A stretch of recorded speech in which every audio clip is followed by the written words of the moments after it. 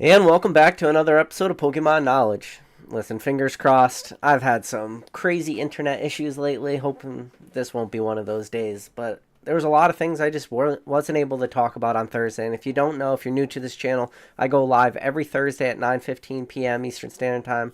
That's my weekly chat. That's at least guaranteed. All the other ones could kind of be 5 minutes notice. I think that's what today's video was. But there's a lot of stuff I want to talk about that I didn't even get to. One of the things that I want to mention, and right now there's not a lot of people in the live chat, but I'll probably mention it at the beginning of the video, and maybe I'll mention it again in the middle of the video.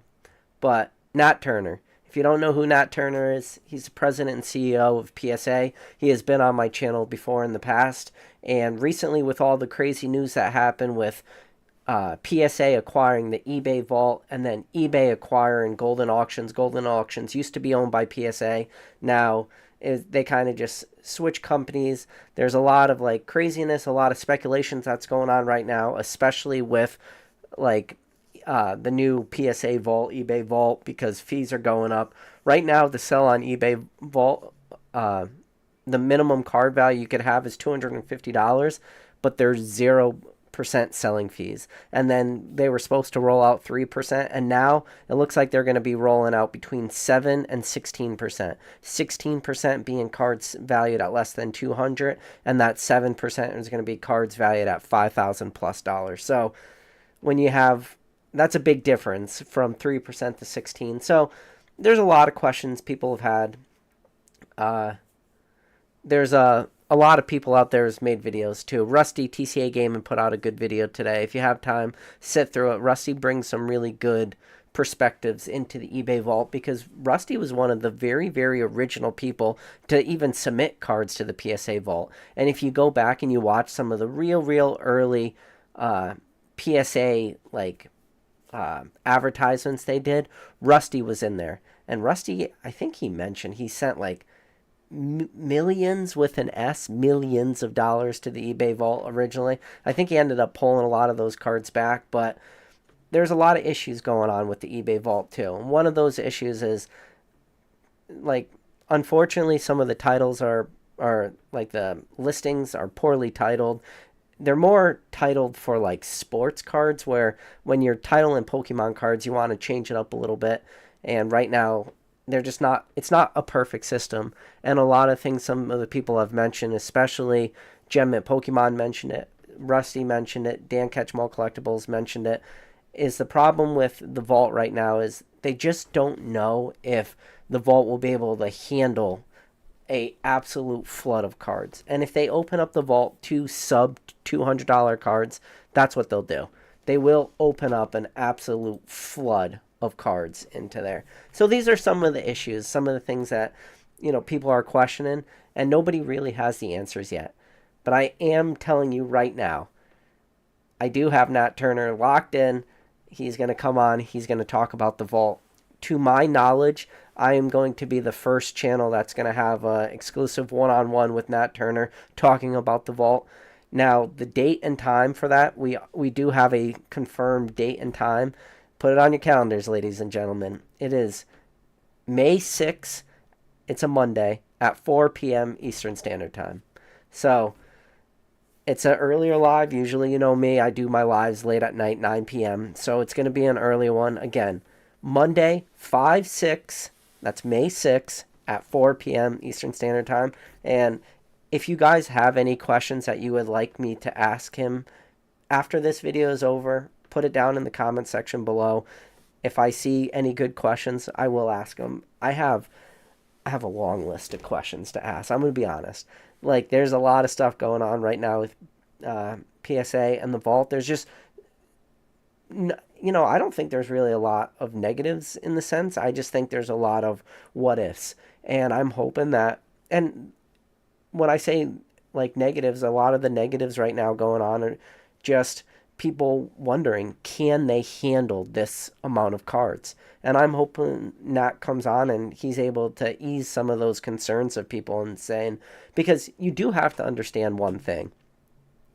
It's no longer the eBay vault. It is the PSA vault. So we don't know like how much PSA could actually handle. So maybe they can, in fact, handle that sort of volume.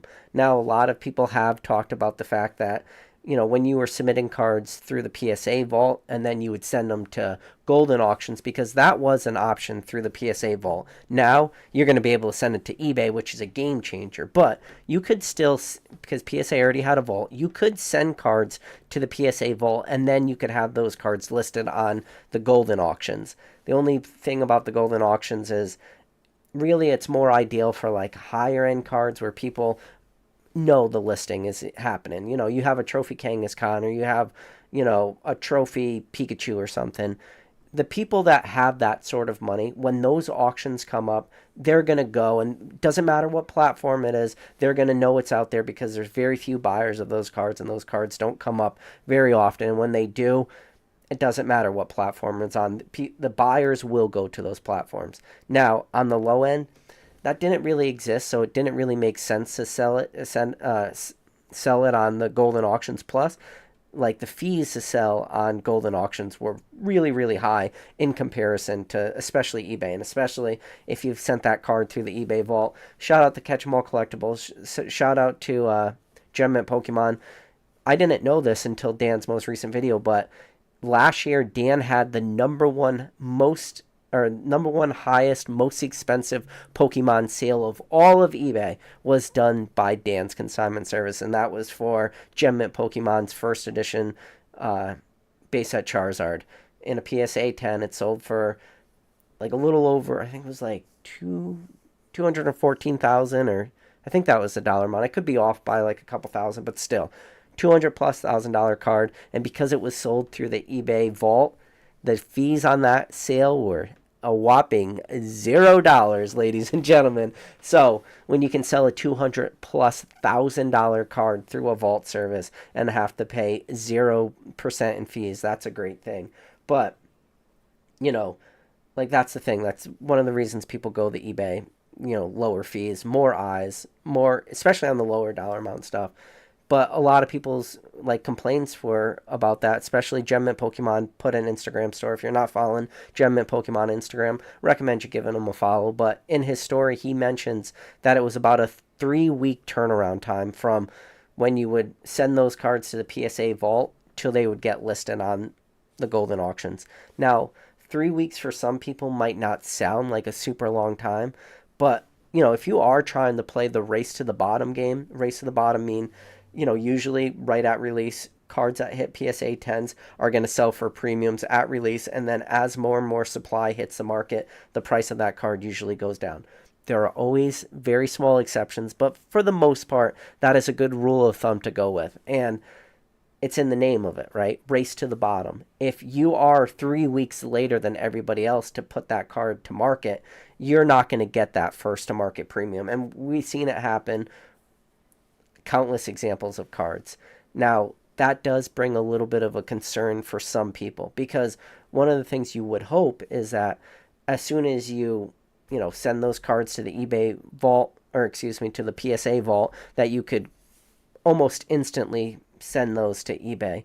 Now, the fear is if there is that 3-week turnaround time, it can hurt that race to the bottom play. Now, most cards, you're not doing the race to the bottom play, so 3 weeks for some cards might just be like whatever. It might just be a little bit of semantics, like, all right, instead of having to wait a week to get those cards mailed back to you to get around to listing them yourself on eBay, you just have to wait 2 extra weeks. And if they're cards that you don't have to list immediately, what is 2 weeks? 2 weeks is nothing, right? So that is just one thing.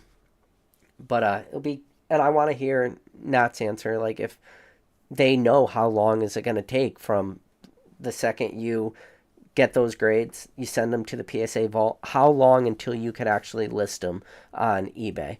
And the question of, will we be able to change titles too? Because if you know anything about eBay, the most optimized titles are what sells stuff. I wish I could tell you that it was the lowest price of that card is what sells stuff. I wish I could sit here and tell you, yes, that is the reality. If you have 2 cards and they're both the same exact card, and maybe the titles are slightly different, but one of them's way more expensive than the other, that cheaper price one will always sell.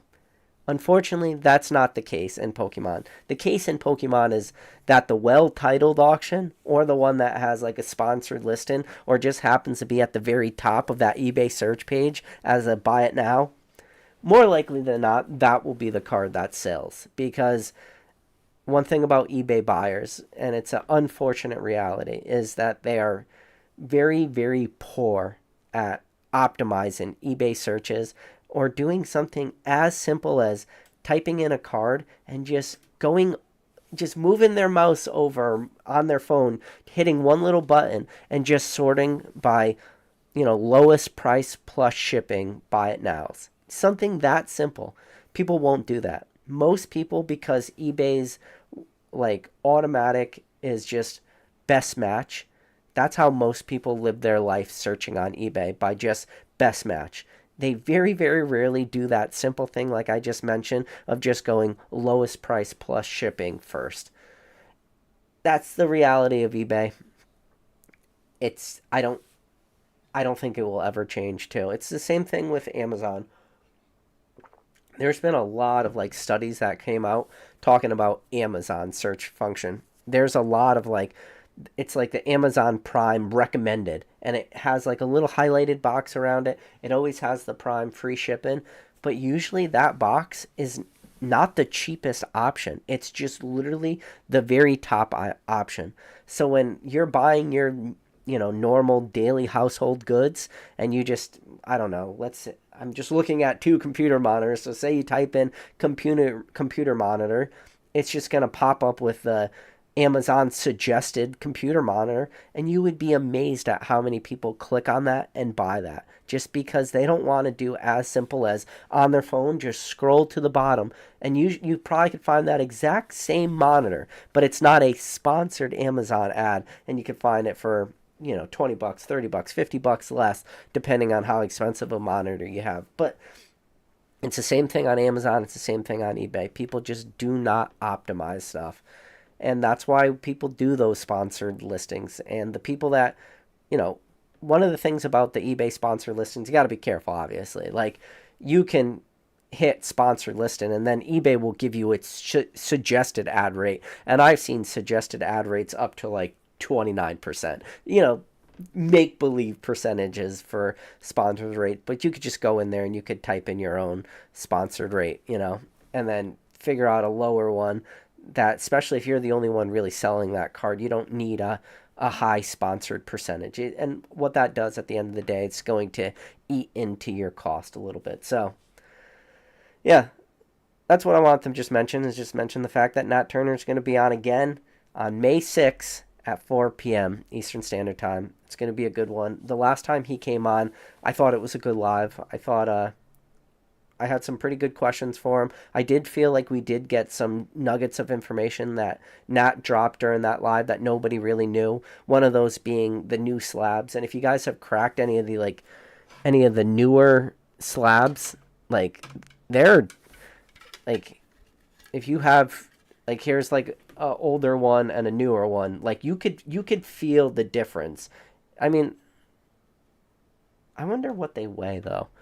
I think I have a scale. I don't think. I know I have a scale. I'm curious just to weigh these out. And one of them's, yeah, so 7.5, so that is an older one. So let's see. The older slabs weigh about 43.5 grams. The newer slabs weigh about 45 grams. So it's, a couple grams heavier. You can definitely feel the difference, though. And especially trying to crack them open, because I just cracked open a super new cert number. I don't even know where it is, but I cracked open this card, actually.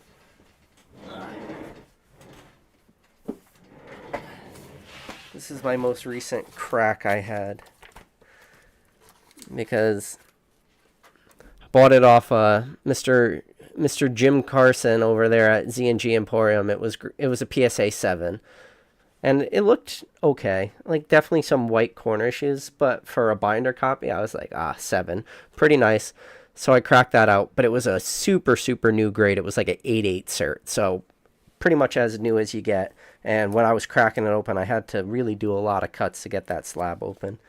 So, but I will tell you, when you, if you're a binder collector, like I'm not really a binder collector. I'm moving more towards binder collecting, but it just feels so good to just like open up a binder, and it's just you like all the cards in there. You know, I got a Raichu page, you know, black and white base, Noble Victories. Obviously, you got Vivid Voltage. Where's my hand? Vivid Voltage Pikachu, and then even just new cards: Celebration, First Edition Jungle, First Edition base set. Oh, right, where? First Edition base set here. Just regular unlimited base set, and then the reimagined Pikachu from Rise and Rivals. It's just fun sometimes to just go through and look at, and just go through binder pages, man. And if you realize, like, so you got, that's a Dark Raichu, for the first ever secret rare from Team Rocket Returns. But, like, down here, if you look, see that one's non-holo, and that's from Legendary Collection. So there was, that Raichu is a holo, or you could get it in, like, reverse holo too from Legendary Collection. But in the theme decks, so Legendary Collection had two different types of theme decks. They had the Lava theme deck, and that had the non-holo Charizard in it. And then it had the Turmoil theme deck, and the Turmoil theme deck had the non-holo Raichu. So it's just cool sometimes to just go through and just enjoy it, right? It's like sometimes you just have to enjoy collecting. And going through binders are so much fun. This is a good binder, too. It's got some heat. Yeah, it's fun. Very fun.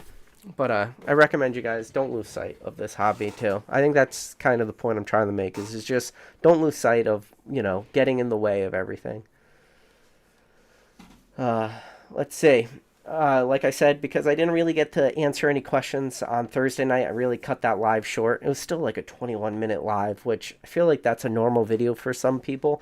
21 minutes for me felt like I like was done with that video, and I was like a little depressed.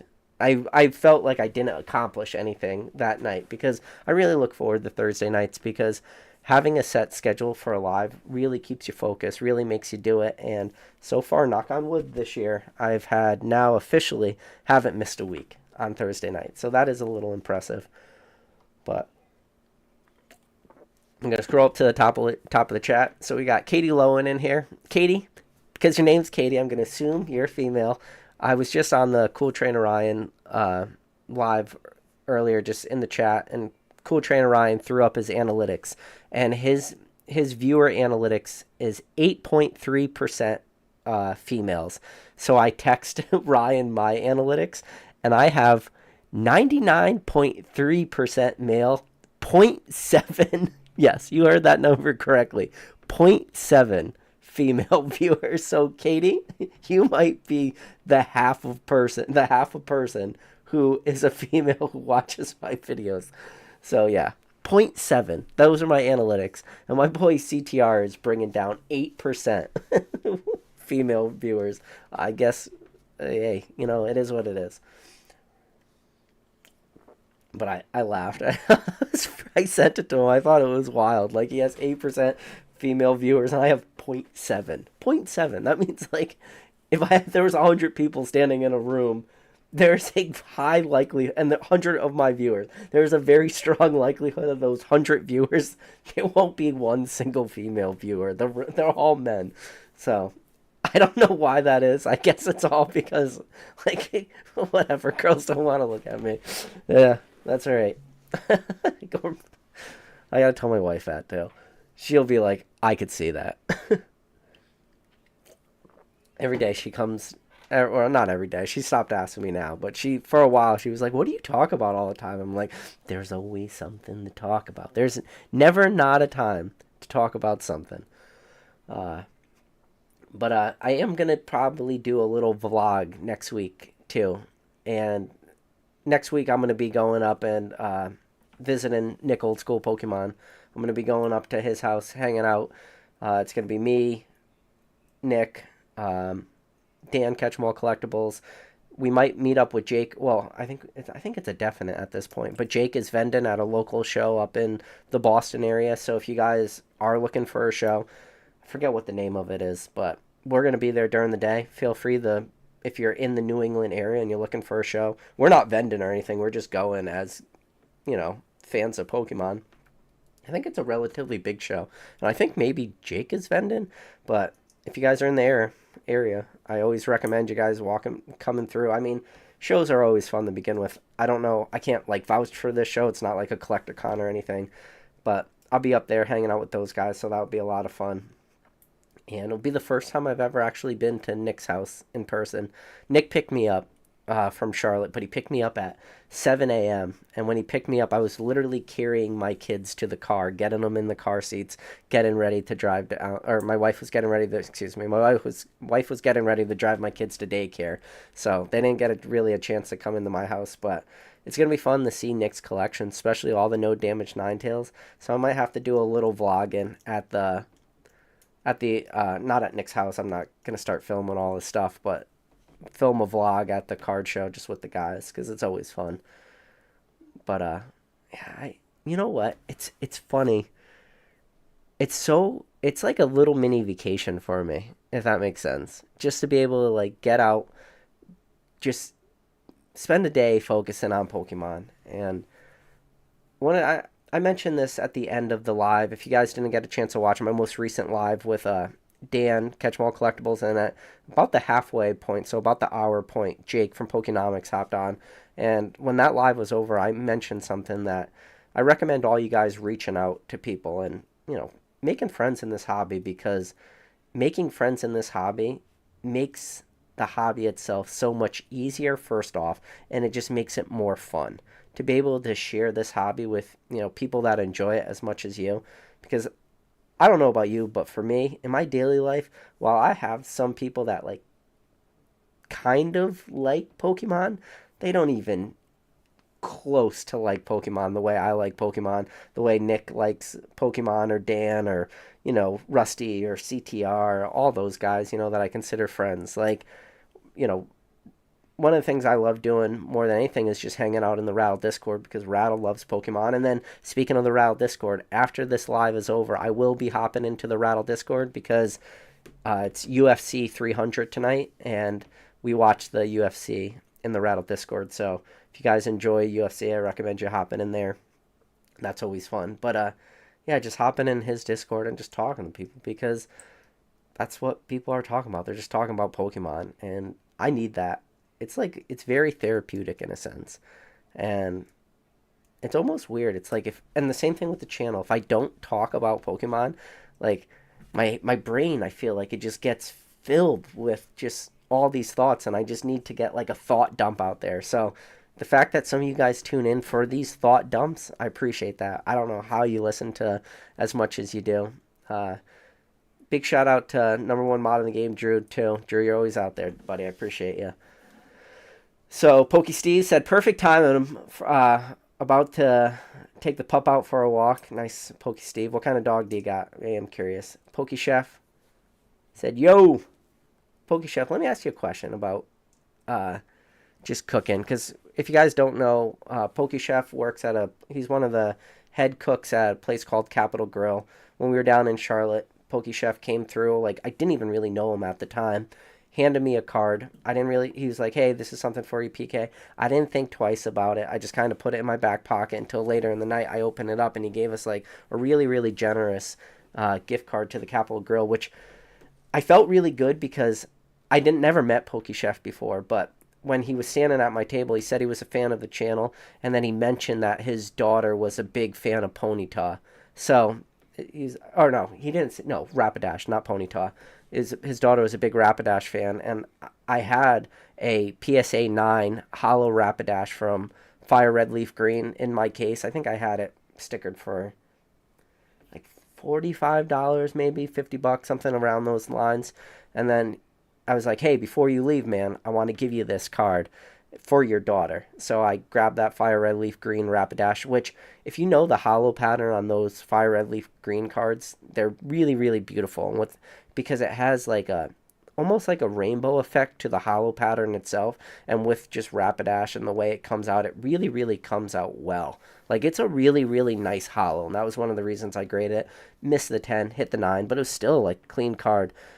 And I just gave it to him. He's like, I was like, no, this is a gift for you. Thank you for enjoying the channel. Give this to your daughter. And after the fact, when I opened up the gift card that he gave me, because he gave like a very nice gift card, I felt so happy that I was like, thank God I gave this guy something. But I got a question for PokeChef, because there's this movie I've watched before. It's called like Jiro Loves Sushi. Jiro is the guy's name. And it's like a 3-star Michelin sushi restaurant in Tokyo, Japan. The sushi restaurant is literally in the Tokyo train station. And if you know about like the Michelin star restaurants, 3 stars is high as you can get. And when you get like a 3-star Michelin restaurant, you have to like travel like around the world to find these places. But it's like a sushi restaurant. It's a great like documentary kind of on it. But one of the things the chef mentions, the head chef, the guy, I think his name is Jiro, all his like call them line cooks, are like I guess they're apprentices in Japan, learning how to make sushi and how to like press the rice and do all this stuff. They all eat like crazy, super expensive pieces of fish and super expensive sushi. And the reason, what Jiro said, was the reason why he makes all his employees eat this super expensive stuff is because if you don't know what good food tastes like, you can't make good food. And I never heard anybody ever say that before, where if you can't recognize good food, you can't make it. Like, you just don't, if you don't have a palate for it already. So I do have a question for PokeChef. Do you feel the same way? Do you feel that you need to be a connoisseur of good foods in order to be able to actually make good foods? Or do you feel like you can maybe teach somebody to be a good cook, even though maybe they don't have a great palate? Because I don't think you could do that. I feel like that is a requirement to be a good chef, is you have to also be able to just recognize what good food truly tastes like. And I think a lot of people out there, just in their daily lives, like, maybe don't even really know what the truly high end of good food tastes like, what a 3-star Michelin restaurant type food tastes like. Because I would say you get to a certain end of the spectrum where like people can't tell the difference between like the very high end of cooking. And because PokeChef is working in a more high end steak restaurant, I am curious, like, what can he recognize good food? And I feel like if you recognize good food and you cook good food, you would never want to go back, right? Like, would you ever want to go back and just have a McDonald's burger and fries? Even though McDonald's burgers and fries taste good, but because you know what good food tastes like, does it in a way like spoil you to the fact that that's all you ever want? You know, it's just an interesting thought. Number 1 mod in the game, Drew said, hey PK. Tap said, I don't really care too much about the eBay PSA thing, not in the right tax bracket. Well, it might help you. Shout out to Professor Oak on the sneeze. It might help you get to that tax bracket.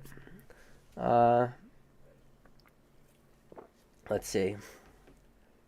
Kevin Clear said May 4th, Nat Turner would still be in his Stormtrooper gear. Yes. You know, the funny thing about Nat, too, is I think people see him as obviously what he is, the CEO of collectors and PSA and all the things that PSA and collectors, they have their hands into right now, especially in the collectible hobby. But I think one of the things about Nat, which helps him be a good leader of that company and helps him lead the company in the right direction, is Nat is in a way like the truest collector too. Nat was collecting, and especially PSA, but he was doing a lot of BGS stuff before he got in the PSA. He was into cards way before he acquired that company. And if you ever seen Nat's collection, like, he's still opening up product. He has a ton of graded packs, high end, low end, everything in between. And I think it's important to have somebody at the helm that understands that. If you have somebody at the helm of a company like that, that is not a collector, doesn't have, I call it the collector gene or that collector brain. If they don't have that, you will just start running a company like that, a company, and nothing else. And you lose sight of so many things. And I think because Nat is a collector, it does give him like a pretty good perspective. And I think it shows with just the acquisitions PSA is doing, the ability to like get the turnaround times low, still be competitive in this market and stuff. And I mean, recently I'm seeing people get bulk submissions back in like 2 weeks. 2 weeks is wild for bulk, especially when you go back not too long ago. You go back 2-3 years ago and you're at 2 year turnaround times. To go from 2 years to 2 weeks is wild. Now, you can make there's so many things that is required to build a business to go from a 2 year turnaround time to 2 weeks. And I'm excited about the future of not just PSA, but just collectibles and this hobby and Pokemon. And, I used to say all the time that Pokemon is in its infancy. And recently on some of my lives, I've talked that I think that Pokemon has finally grown out of its infancy. And I think Pokemon is now more into what I would call like Pokemon's teenage angst years. And what's that song? I'm just a teenage dirtbag baby. So I think right now Pokemon is just a teenage dirtbag listening to Iron Maiden. That's what Pokemon is doing right now. And yeah, it's exciting because if you finally grew out of your infancy and now you're into these teenage angst years, if anything about your teenage years is there'll be a lot of mistakes made during your teenage years. And then till eventually, you start to grow up a little bit and then you get a job and a family and stuff until you're just an old man. And I mentioned in my other live, till eventually you just become the guy Sid from the movie Big Daddy, hiding in the bathroom, the guy with the old balls. He's got the 5 year plan. Eventually you become Sid. You have old balls, but you got a 5 year plan. But Pokemon's so far away from being the guy with the old balls. Pokemon is just in this teenage angst years, and I'm so excited to just be along for the journey and just watch Pokemon grow. And I'm so happy that I was around to watch it kind of grow out of the infancy a little bit. I did miss a huge chunk of Pokemon, and that will always be like one of the saddest parts of my story is I wish I just never got out of Pokemon. But I look at it this way too, is maybe I had to get out of Pokemon too. And what I mean by that is maybe it was important that I, from as a kid, getting out of Pokemon, going to middle school and high school and college and, starting my career. And then because starting my career, rediscovering Pokemon, maybe it's more important to rediscover something than to just always have it. And the reason why I say that is because when you lose something, but you rediscover it, you in a way maybe appreciate it more because you're in a way kind of making up for lost time, I guess you can say. I wonder how you would phrase it, like why it would be better to lose something and then rediscover it. Or maybe because when you rediscover it, you actually like could appreciate it more because you know what life is like without it. So now that you have it in your life, you never want to lose it again. And maybe that's more important.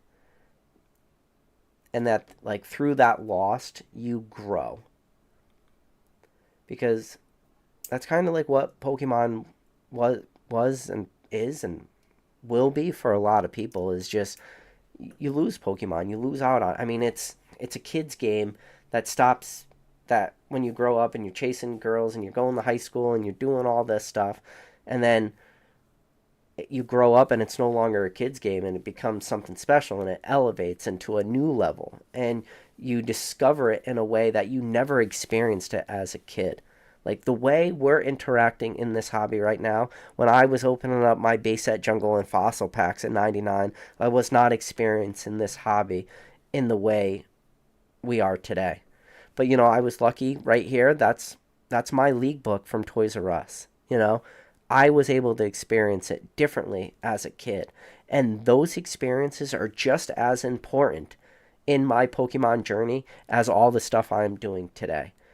And they are so complementary to each other because as a kid, as an adult now, and I see the way Pokemon is, treated and talked about and the feelings around it, I could relate to it on all levels. I could relate to it as, that snot-nosed kid going to Toys R Us playing in the league to now the guy who spends way too much of his life talking into a camera, just talking about literally nothing but Pokemon for hours a week and thousands of hours a year. And if you go back and you count every single minute and every single hour of every video that I've ever put out, just go to my live tab and just scroll. You will fucking scroll forever on my live tab because there's just so many lives and they're hour a piece. So, but it's just growing, right? And it's growing with Pokemon. And, now I think we all get to a point where you get so ingrained and so engulfed by Pokemon, you almost don't know what life is without it. Or maybe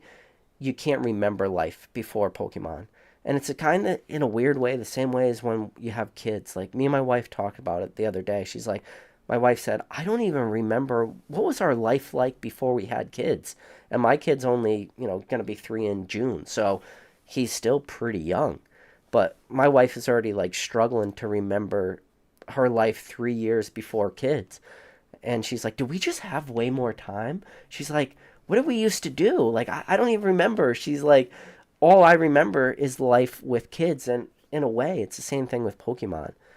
I can only remember life now with Pokemon in it. And I have to really, really try hard to remember a time before Pokemon. And, maybe that's important too, right? Like, it just becomes part of like your daily routine. And I forget, it's like a certain amount of times where it's like going to the gym. You have to go to the gym like a certain amount of times before it starts being something you feel you have to do. It just becomes natural. And I forget what it is. Maybe it's like 90 times in a row or something weird like that. But now I think back and it's like, how many years and days have now gone in consecutive timelines where I've at some point in some hour or some second of some day, for how many years now in a row have I thought about Pokemon? And it's a ridiculous amount of years now. It's a ridiculous amount of hours. It's a ridiculous amount of time where now it's just so ingrained that I don't even know if there was a light switch. If you had a magic light switch and you took everything away, everything around me, everything surrounding me, and you just took it all away tomorrow,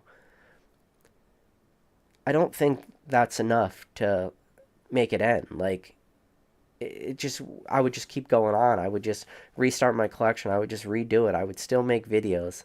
I would think I would be much sadder if I didn't have all this around. But it's just so ingrained now in my daily life. And I was even thinking about YouTube the other day. I know, listen, I've already been ranting for 40 minutes. If you got to this point, you're going to stick around. But, I was thinking the other day, I'm like, am I going to be, like, in my 50s making YouTube videos talking about Pokemon? Like, and when I thought about it, I was like, I can't even imagine a scenario in which I stop making videos at this point. Even if my viewers went to 0 or 1, I think I would literally at a point just be talking into the void. And I talk about it all the time. Like, when I started this channel, I had to make 5 videos before I got my first subscriber. Now I'm, over 7,000 subscribers, but I had to make 5 videos to get 1 because I just wanted to see something. If I just threw videos out there, could just say naturally just gain traction until eventually. And now, going from having to make 5 videos to getting one subscriber to now on May 6th, I'm going to have Nat Turner, the president and CEO of Collectors. He's going to be on my channel again for the second time. And I think about all the people in this hobby that I'm friends with and all the people that have been on this channel and all the time I spent with all these people in this hobby. And it's just wild to think about, you know, to go from 5 videos with one subscriber to, you know, close to 600 videos with thousands of hours. It's a wild. It feels great though. But I always wonder, like, when I get to the 50, will I still be making videos or will I still love it? And then, I think about like Gary King Pokemon. I think about, how Gary interacted with the hobby when he was, call it younger. He was really never young when Pokemon came out. Like he was never in 5th grade, put it that way, in 99. Gary was always older, but he was experiencing Pokemon with his kids, but he never stopped doing it too. Which I said, maybe I'm happy that I stopped because I got to rediscover it. But then I look at a guy like Gary who never stopped. And Gary just kept going with it over, and now you look at what Gary's doing today, and I've been very, very lucky. I've talked to Gary a lot of times, and I've been able to sit down next to Gary when I was at Rusty's house, just me and Gary, and just have one-on-one conversations. And I got to ask Gary all the questions that I can't ask him on the camera because, some of them, some of them are just information you don't want out there for everybody. And it's not even like crazy information because all this information is so dated anyways. We're talking about, things Gary was doing in the hobby in 99 or 2000. But every time I see Gary, I say one thing to him above all others. I know people have some feelings on Gary, which I don't really think a lot of them are justified. I think I don't know what some people's issues with Gary is, but every time I see Gary, I tell Gary the one thing over and over again. And I tell Gary, thank you. And I always say thank you to Gary because if it wasn't for Gary, if it wasn't for people like Birdman, when this hobby was dying, if it wasn't for those guys thinking of ways to keep this hobby going Gary kept like price floors for first edition Charizards and stuff and kept the hobby going through its darkest times when it came to value of products. Gary helped, keep Pokemon progressing along.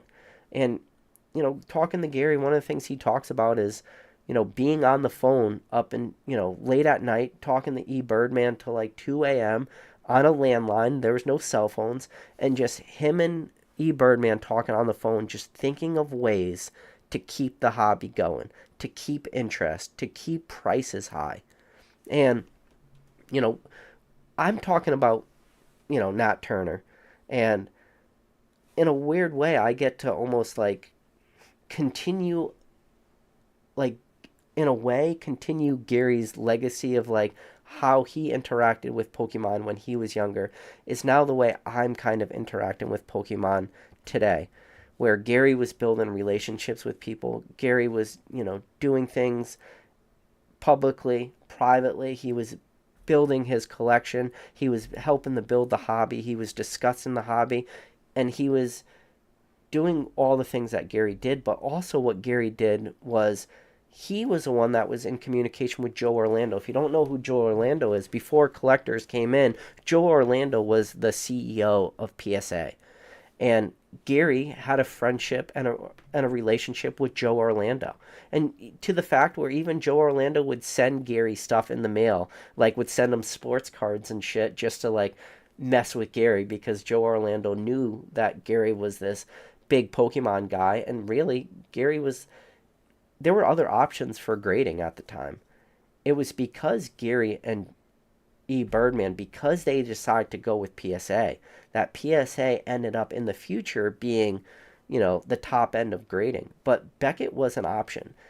It was because of those early decisions by those people that PSA became PSA for Pokemon, and Pokemon became synonymous with PSA and became in a way like that gold standard. It was because those guys made that early decision to grade with them. But I think about what Gary did, and I think about what I'm doing now is, Gary had a relationship with Joe Orlando, and had to fight with Joe Orlando just to get them to acknowledge things like shadowless cards. There was, if you go back far enough on some older PSA certs, they're not even differentiated between unlimited.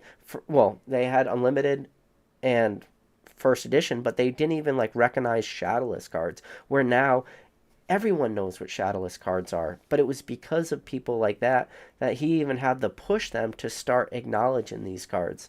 And I think, okay, so Gary in the olden days was building relationships with Joe Orlando, and now here I am, fast forward 20 years after the fact, and I'm building relationships with the CEO of PSA and Nat Turner, and the fact that he's coming on again and willing to talk to Pokemon people. And I think that's what uh, people that are here today, they see how many cards PSA is grading for Pokemon, and they understand how much Pokemon is a part of PSA's overall business model. But there was a long time, and in fact, until really the recent time, where Pokemon was always in a way like that redheaded stepchild, that bastard child of PSA was Pokemon.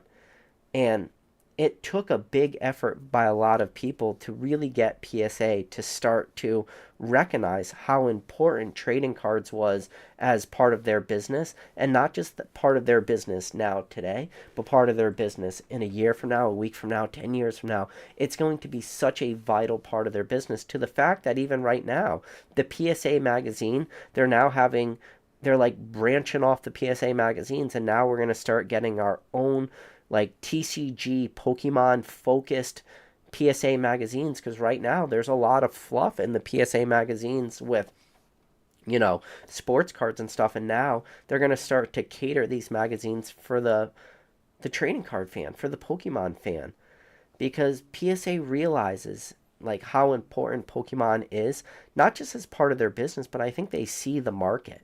And the fact that Nat's coming on a Pokemon channel to break this news of the PSA vault, it speaks so much for this hobby. And it speaks so much for this hobby of where we came from in this hobby, to where we, from real early on, where we were in 99 to where we were in 2002 to 2007 to 2009 to 2012 to 2016 in Pokemon Go, to 2020 and the pandemic, to 2024, and here we are today.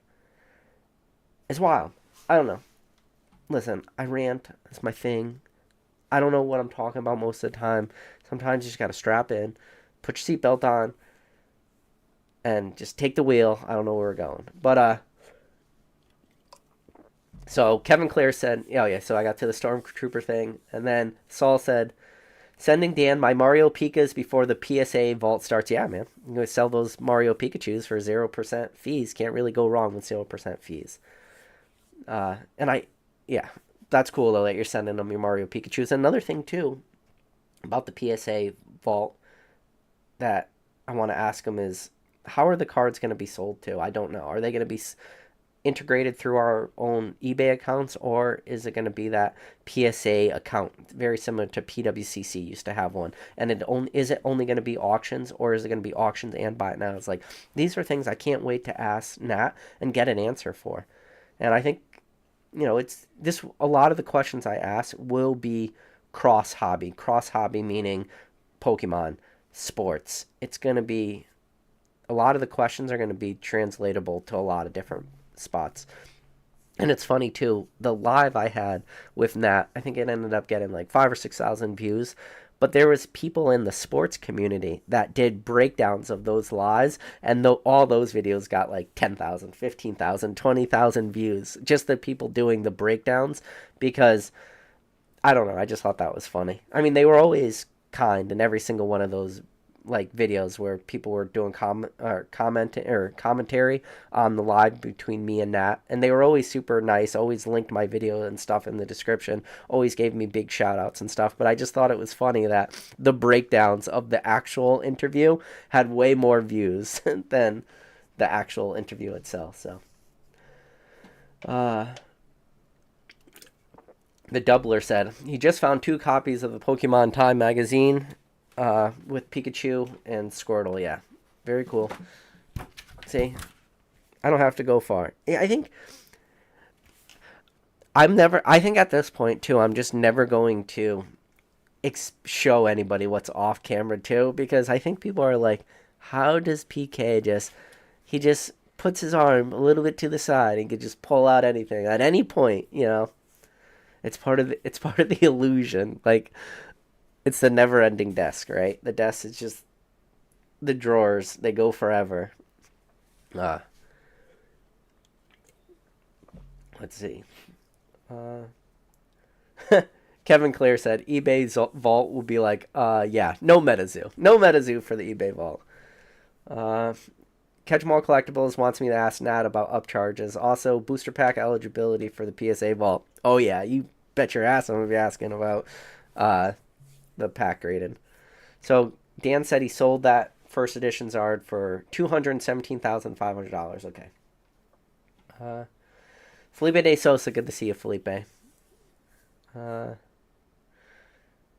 Spirit Life said, "Hey PK, give me a Raichu, please." No, you give me the Raichus. That's how this works. I don't give you the Raichus. You give me the Raichus.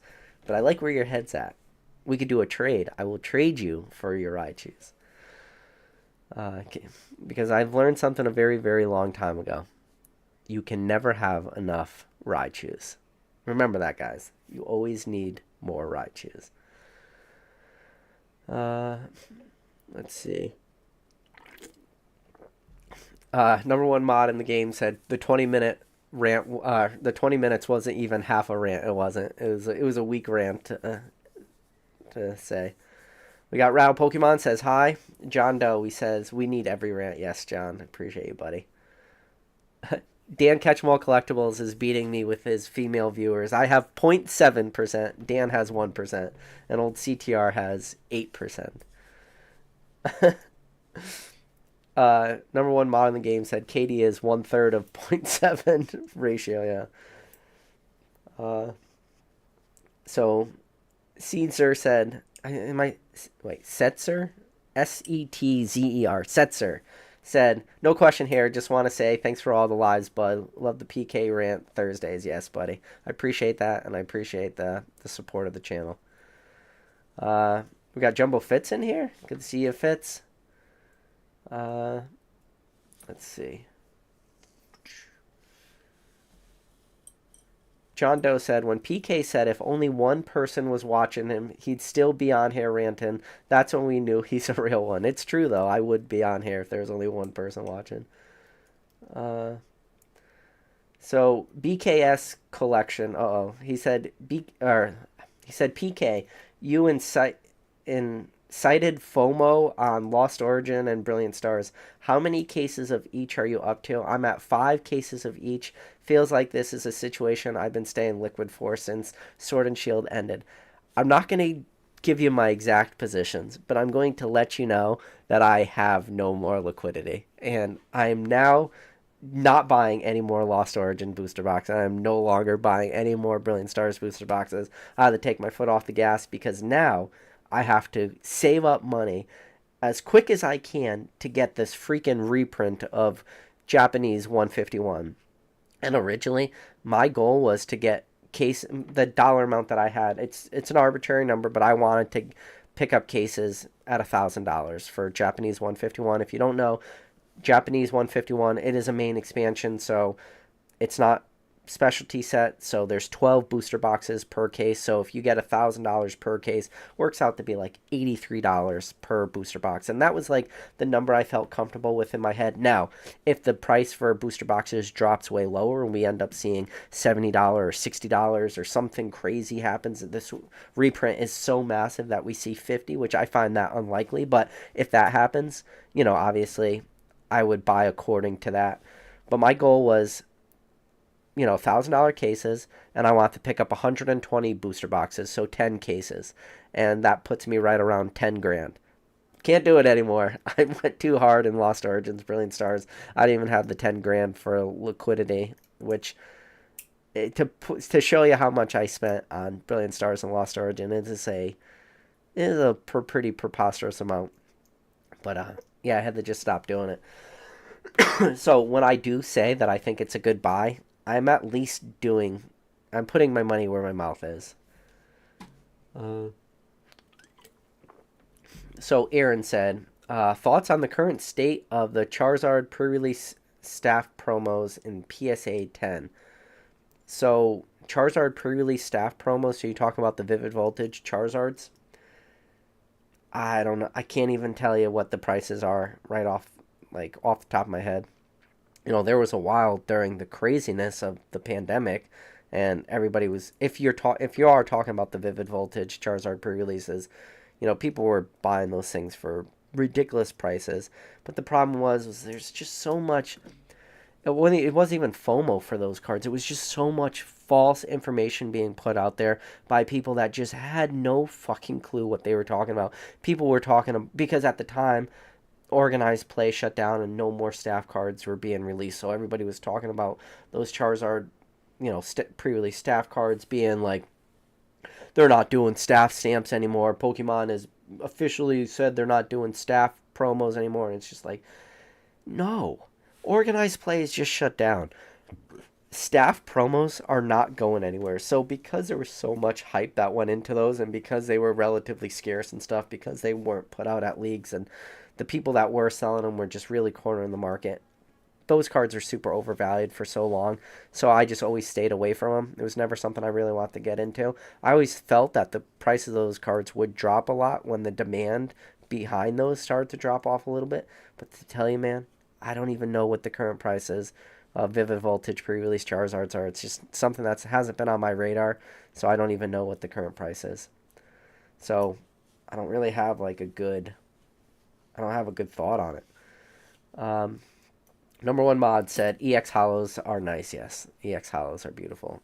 EX Hollows are so underrated too, and a lot of them. You're talking EX, so you're talking Gen 1, Gen 2, Gen 3 Pokemon. Big fan favorites. A lot of great hollows. A lot of beautiful artworks. It's just the EX cards and some of those sets, they just don't get the eyes they deserve because maybe one, people haven't made it that deep down the rabbit hole, or they don't even know the sets exist, or maybe they don't even care about the sets. But once you do start to get into some of these EX sets, EX Emerald, great example of a set that pops out. And then if you want to go to the higher end of the beautiful hollows in the set, you know uh, you could talk about like Crystal Guardians. Crystal Guardians has that beautiful Charizard hollow, the Blastoise hollow, and then one of the best sets of all time, Unseen Forces, which it will always be sad that Unseen Forces is so tainted because we had all those Gold Star dogs were released and has really like hurt that set. But when you talk about Unseen Force and you just talk about beautiful cards and a well designed set, Unseen Forces is exactly that. It's just like I said, it's a dark area of the hobby. Just it's because of those Gold Star dogs, man. But it is what it is. Uh, Jimbo Slice talking about the Jiro Love Sushi goes, oh, that movie is great, documentary, whatever. Yeah. Let's see. Tap, great advice. Tap said, don't forget to like the video. Yes. uh, Pokey Steve said, oh crap, I'm delayed. My pup is a Staro. I don't even know what that is. Staro Shire? Adopted from a rescue. Tough pass for a tough pup.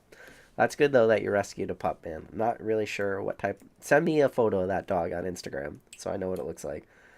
Son of a Merc said XY was the grunge phase. We've now reached pink polos. Funny. Uh, Catch 'em All Collectible says Pokemon is in its teenage years, gonna give up on cards and go chase girls. Also true. That could also be a possibility. Uh, John Doe said he looks forward to what's in store for the 30th anniversary. Yeah, man. Pokemon always does something good. 20th anniversary, we got Generations. 25th anniversary, we got Celebrations. 30th, who knows what 30th has in store for it. You know. Excuse me. Son of Merc says, I've really narrowed my collecting down to type collecting, like my top 10 Pokemon. I just step back and look at everything and that actually meant something, and it just boiled down to specific Pokemon. Yeah, man. Uh, let's see. Oh no, jump to the bomb. Jump to the bomb. Nicholas said, love the rants, PK. Do you think there is a way to gauge how long the market is going to be stagnant on Scarlet and Violet products? I think right now it's just, you got to follow the money. Right now, I think a lot of the money is just being piled into Sword and Shield right now. But the second that all these Sword and Shield booster boxes are no longer, like, quote unquote cheap, so really we're just at this point for Scarlet, or excuse me, this point for Sword and Shield, I'm just going to call cheap just MSRP. Yes, obviously you get battle styles for cheaper, but for the sake of this argument, we're going to say MSRP. The second that a lot of these Sword and Shield booster boxes are no longer easily sourceable around that 143 MSRP price, and they all eventually tick up, which I do believe they will, then I think money will just start to move to Scarlet and Violet. And then by that point, Scarlet and Violet will have aged a little bit more. And I think we'll really be able to know, like, what will be reprinted for Scarlet and Violet, if anything. Now, I think there's definitely, like, some contenders. 151 being probably a pretty high contender possibility for a reprint. But out of specialty sets, then you know, probably Paldea Evolved is probably your next set, the most likely to be reprinted, but who knows? I mean, there's not a lot of demand. It could just be Pokemon focusing on, the newest expansion, and just maybe they won't go back and reprinting this stuff. I don't know. So I think once we get to that point, and then people start to have the speculation conversation of what is going to be reprinted and what's not going to be reprinted. But, the problem is, too, is a lot of these Scarlet and Violet booster boxes, some of them you could still pick up if you shop around between $80 to $90. Like even today, I mean, sure, there's outlier sales, but they're pretty cheap right now. So if you have the available capital, if you want to pick up some of these, I'd say go for it. I just think right now the problem is people are looking, like we mentioned earlier, Brilliant Stars and Lost Origins. I think there's just better opportunities right now. But once those booster boxes go out of stock, which they gotta eventually. I mean, the warehouse can only be so big at this point. So eventually, when those get out of stock and prices go parabolic, I think then that's when the movie starts, or that's when the money starts to move into Scarlet Violet, and I do think it will happen. Uh, let's see. Uh, John Doe said he just made a homemade pizza. Uh, let's see. Dave C said PK Rants legendary. Appreciate you, Dave C. Oh God, Chavals, what are you doing? He said, I don't mind pineapple on pizza. Today there was red and yellow peppers, onions, and pulled pork. Always different toppings. See, that's how you know you have bad pizza around you. See, I'm from Connecticut. I'm very close to New Haven, so New Haven, Connecticut, pizza capital of the world right here. So I am very, very spoiled. I know, the same way as I asked the question earlier to Pokey Chef, I know what good pizza is. That's all I ever ate growing up. Just the best pizza in the world. And listen, there's not a lot of hills I'm willing to die on. Not in Pokemon are there a lot of hills. Not a lot of hills I'm willing to die on just in life. One of the hills I am willing to die on in my life is that New Haven pizza is the best pizza.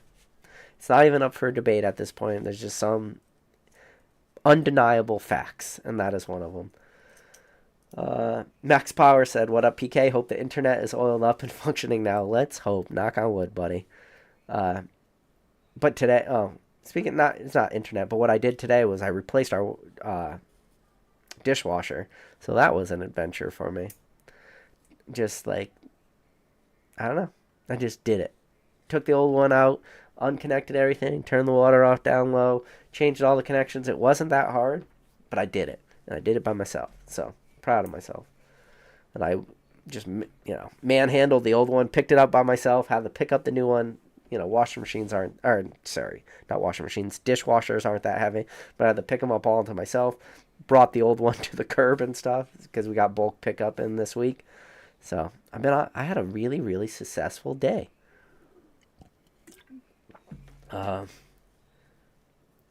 Dave C said, anything under $100 for Japanese 151 I think is a W. Yeah, you're probably right. Yeah. Number one mod in the game, Drew, is dropping the info. PK Live with PSA CEO Nat Turner, 5/6/2024 at 4 p.m. Eastern Standard Time. Yes. Uh, so Cheval says, PK, have you seen the info about the specialty dragon sets coming out in autumn, next Evolving Skies? You know, it's tough when you talk about dragon sets. I mean, we've had a lot of dragon sets in the past. You know, Dragon Vault's an example. Dragons Exalted is an example. There's just been, I mean, Dragon Majesty, obviously. There's been a lot of just dragon focused sets, and they never really do poorly, but they never, like, are grand slams either. But I think we could be moving into a timeline where that's probably not the case. I think dragon sets will probably do really well. Saiyan is it a next Evolving Skies? I don't know. I think then the next Evolving Skies is just going to be a probably evolution set. I don't know why. I don't think dragon sets are going to be strong enough. I mean, maybe. You're going to have probably, it depends how Pokemon puts it out. Or is it going to be like another Charizard chase, Dragonite chases, Rayquaza chases? Like, if you could do the alt. I mean, are we at Charizard fatigue yet? I mean, come on. How many Charizards exist? All of them? A million fucking Charizards exist? Like, are we going to get to the point where people are eventually going to get, like, Charizard fatigue? But answer to that question is probably no. People will never have Charizard fatigue, and that's the reason why Dan Ketchum Collectibles could literally grade 1,000 Celebration Charizards and continue to have that be one of the most liquid cards in the history of this hobby. So maybe there will be no Charizard fatigue. Maybe this Dragon set will do really well, but it's hard to say.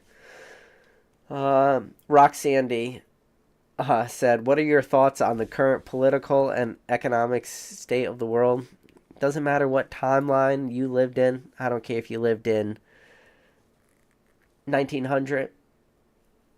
There was political like going on. I don't care if you lived in 1918 and you're going through World War One. I don't care if you were December 7th, 1941, and Japan bombed Pearl Harbor and brought us into World War II. I don't care if you were, talking about what's going on in the 40s. In the 50s, we went to the Korean War. In the 70s, America went to Vietnam. In the 80s, we had the Iraq War and the original Gulf War until the events of 9/11. We had the Operation Iraqi Freedom and everything that happened there with both in Iraq and in Afghanistan in 2001. And then, everything that happened with, different leaders, political leaders across the world.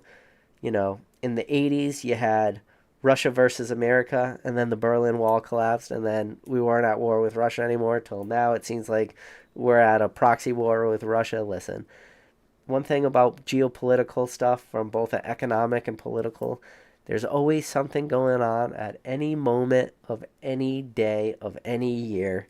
It's just, what does 2024 have in store for us? It's just what's on your bingo card this year. There's always stuff going on throughout the world, so you just try not to let it affect your day too much. That's my answer to that, Rock. Is there's always something. There's always something to be mad at. Always something to rabble at. So, Fresh Tat said, printing Zards to get the economy back to normal. Yes. Let's see. John Pauline said, I got simplified Chinese Blaziken VMAX for $38. I feel like that's... Oh, the Blaziken VMAX alt art. Okay, for $38. The quality is amazing, and obviously the price is dirt cheap. Highly recommend if you don't mind other languages yet, man. So, One Shot Girl said, just pop it in to say, I appreciate all your videos and streams, PK. Appreciate you. I don't even... You have a check mark. What is your video? I have to check out your channel. Because I don't get a lot of check marks. One girl. Oh, you do a lot of Fortnite content? Okay. Well, I appreciate you. Appreciate you being one of those 0.7% of my female viewership. I appreciate you. Let's see. Jimbo Slice says 9 miles from New Haven. Okay. All right. All right. The Pokemon dentist. We're gonna have to put you in timeout. He literally just said 8 New Haven style pizza recently. No bueno. No, no, Pokemon dentist. You just gotta be trolling. You gotta be trolling me at this point. I see how it is. Okay. Oh boy. Son of a Merc said barbecue sauce, jalapeno, bananas, peppers, and bacon's on it. Oh God, that sounds miserable. John Doe said he loves his Detroit style pizza. Oh. John Paline said New Jersey has the best pizza hands down. You are wildin', my friend. Uh, Max Power says I feel you with that appliance swap. Currently selling my house to move into a place with more land. Dan goals, yes. Well, if you want to have Dan goals, you have to move out to the country and be a, be miles away from the next living person. Maybe Dan's not miles away, but he's pretty far away. Oh. So, One Shot Girl is talking to Dan. Said, "Yep, the Logan Paul box break of November 2020 sucked her in." Yep. So, One Shot Girl, I would be curious, like, where you at in the hobby now? So, this is a crazy thing too, and I think this is a great, like, point of just to talk about. November 2020. At this point, we are in 2024. That is a long time. In any other point in this hobby, if you said you were around this hobby for 4 years, that was a long time. That would be like if you came back in during Pokemon Go. You had already came back in 2012. You were a seasoned person at that time. If you came back in, 2016, by 2020, you were around for 4 years. You were a seasoned person. Like, and the thing about 4 years back then versus 4 years today, 4 years today, everybody gets this crazy crash course in Pokemon with all the YouTube channels and all the people talking about it. Like, people's knowledge now after the last 4 years versus people's knowledge on any other points in the history of this hobby are wild. I mean, you think about where information used to be received pre YouTube like days. There's very few people making YouTube content, and almost nobody making content like you're watching right now. This long form stuff, there was none of this. This is a newer phenomenon for YouTube. But you think about 4 years, and it's like the amount of knowledge people have accumulated in the last 4 years is insane. It's insane. Like every single person now, in my opinion, that is watching this channel are all like they're away like grizzlied, seasoned Pokemon vets at this point, and the knowledge that people like have today in comparison to any other point in this hobby is absolutely wild. So it is a it's a weird perspective to put on to just think about like I mean you could go back to like the Poke Gym days. That was an online forum, and then from the Poke Gym, came your E4s, and then E4 again was just an online forum. So there was a lot of information that existed in both of those two places. But one, you had to find it, you had to search for it, and the same thing with E4. Even now, today, like E4 is a great reference point for a lot of questions, especially like questions about cards, because somebody at some point has answered that question. It's just a matter of finding that information now through E4, but those were all, you know, chat boards. Now we have long form content. You have people bouncing ideas off each other, but more importantly, you have people that have made successful Pokemon businesses like Rusty and Dan and Nick Old School and Jake and all these people that have built these successful Pokemon businesses. They're all sharing their information too, and one of the best things you can do just in life or in this hobby is learn from other people's mistakes. Because if you don't learn from others' mistakes, you will be doomed to eventually repeat those mistakes. But because you have so many people out there sharing so much information constantly, it's really been a huge benefit for a lot of people in this hobby. Uh, let's see. Fresh Tat says, I need a Zard with tattoos. Uh, Chavalis is right. He says we need more flaming lizards. What's PK talking about? Yeah, you're right. Uh, Thrifty said, "Thanks, Rock. Way to keep it light." Yeah, asking about those political and economics questions. Uh, Roxanne said, "Politics rant. Let's go." Oh, you don't want to know my politics. I am. Nope, we're not gonna do it. Fresh Stat says PK needs a check mark. That will never happen. Just like I said to you, I wonder if I'll be making videos in 50 years talking to one person. I still won't have a check mark even in the future. Don't you worry. Catch 'em All Collectible said 3.5 years, and this hobby is a really long time. It is. And perspective wise, like, I can't even. Yeah. I always talk about this, and I think I like to. I know this is me repeating myself, but I like to repeat myself in this sense because I think it's important.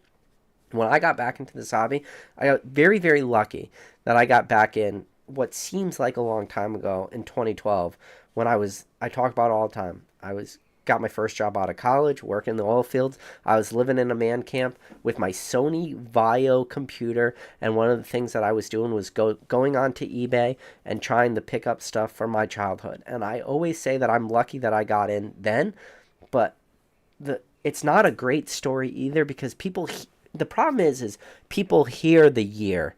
They hear 2012 and they just assume that I was out there picking up first edition booster boxes and Sky Ridge boxes and Aquapolis boxes and Expedition boxes and Crystal Guardians boxes and just Black and White was out at the time and picking up Black and White and doing, and I could go back and I could get Platinum and I could go back a timeline before and get Hard Gold, Soul Silver, and all this stuff was readily available, and that's all I was picking up, and that is not what I was doing, and this is why it's so important. I always give this perspective.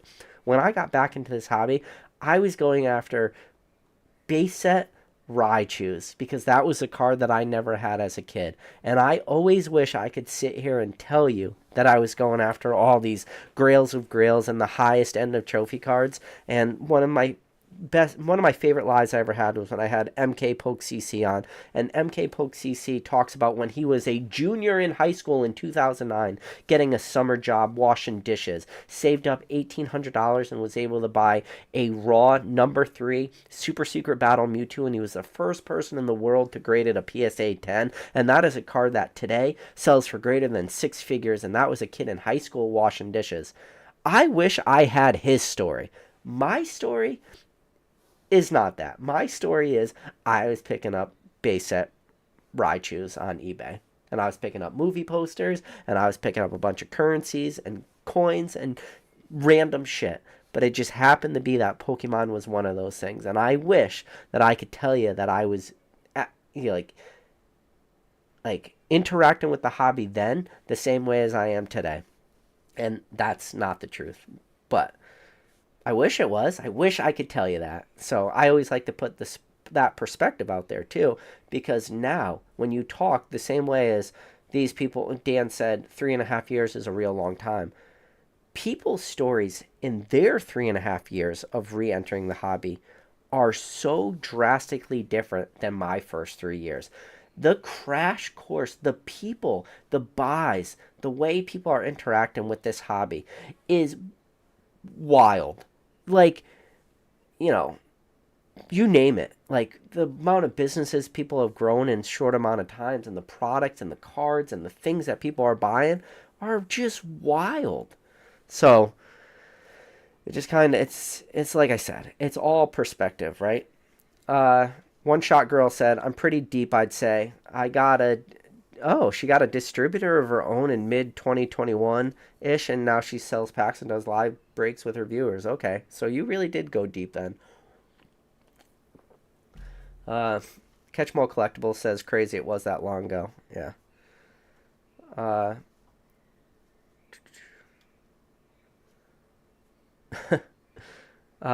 Son of a Merc says, "Time moves so fast in this hobby, it seems. We are zooming through sets, yeah."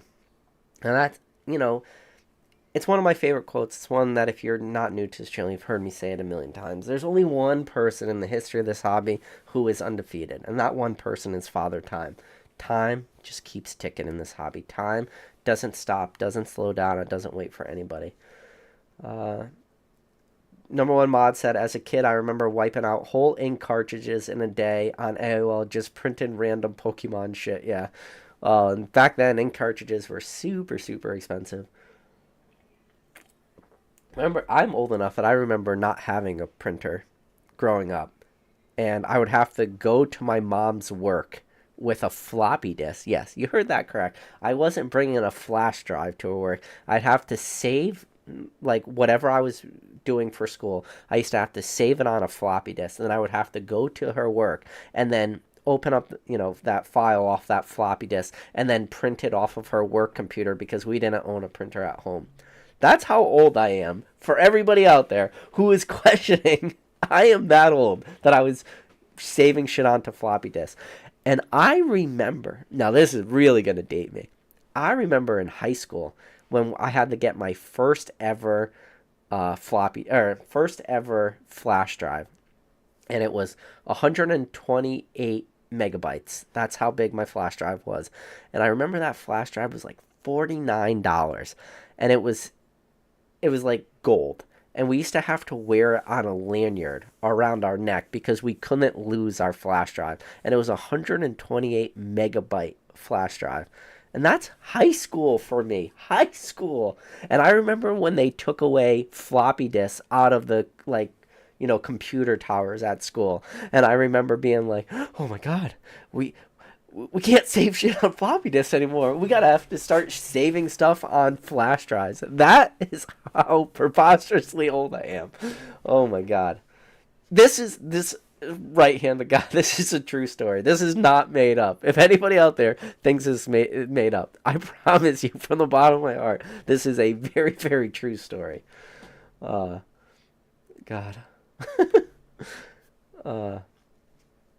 Let's see.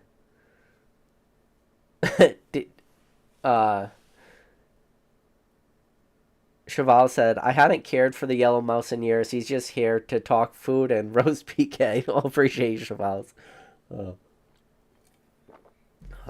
Dave C said, I'll still be here in a rocking chair, yes. Fresh Stat said, came back the Pokemon cards for the art, stayed for the gambling, yes. Cheval says, I passed on Bitcoin for $40, so, yes. Pole Father said, me too, yeah. One Shot Girl says she's heading out, everyone, but have a great night. Thanks for stopping by, One Shot Girl. Let's see. Catch 'em All Collectible says, printer broke and he busted out a typewriter a couple times in early grade school, yes. The good old typewriter. I did use a typewriter, but not for school, but we had a typewriter.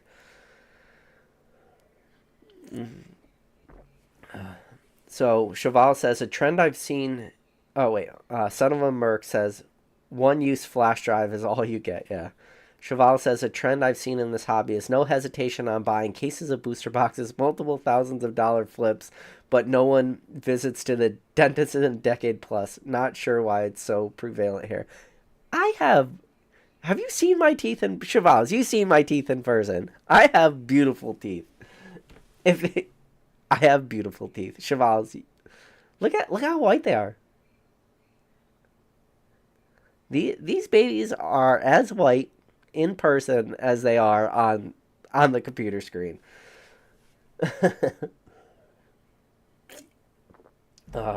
So Dave C said he was just talking about this with his wife. Technology has been insane in the last decade, yes. Roxanne said he came for the TCG and then he stayed for the waifu, yes. Alright, ladies and gentlemen, children of all ages. I made it to the bottom of the chat, something I'm rarely able to do, but I did it today. I only managed to rant for 1 hour and 23 minutes. Yep.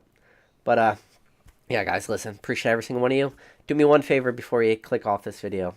Go down below, hit that like button. If you're new to this channel, you made it to the end of an hour and 23-minute long video, you might be a maniac and you might be perfect for this channel. So, do me a favor, hit that subscribe button. As always, guys, appreciate every single one of you. And I'll catch you on the next video. And if you guys are around, I'll be hopping into the RAL Discord as soon as this live is over. So I'll see you there. Later.